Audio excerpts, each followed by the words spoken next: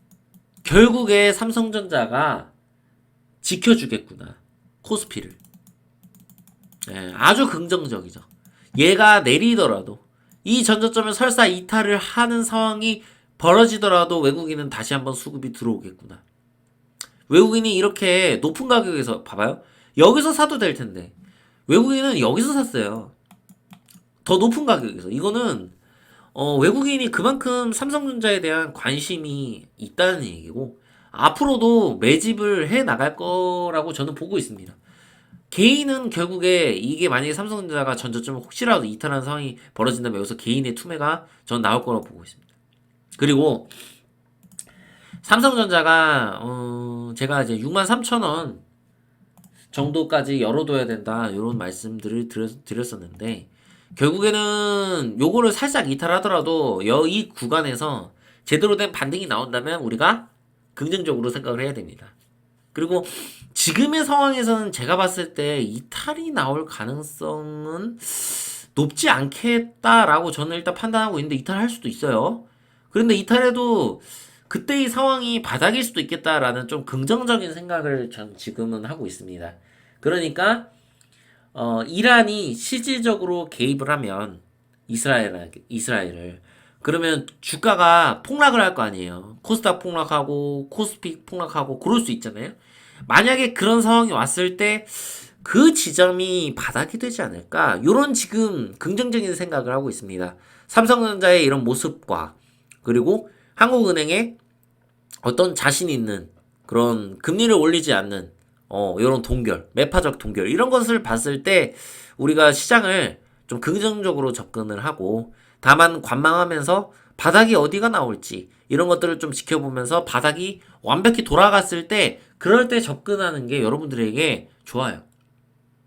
예. 왜냐면 제가 저번 영상에도 말씀드렸죠? 그 리스크가 금융위기일 수 있기 때문에 그래서 이것 때문에 좀 관망하는 게 우리가 좋다. 그리고 지금 제가 봤을 때 10월에 증시를 봤을 때 제가 앞서 이제 10월 이 전쟁이 터지기 전에 벌써 10월 전망에 대해서 말씀드렸잖아요. 분명히 10월은 조금 힘들 수 있고 조정이 나올 수 있다. 그런데 굉장히 지금 긍정적인 모습이에요. 그러니까 어떤 거냐면 제가 이 전쟁이 터지기 전에 그때도 이제 전저점을 이탈할 가능성을 여러분들 말씀드렸잖아요.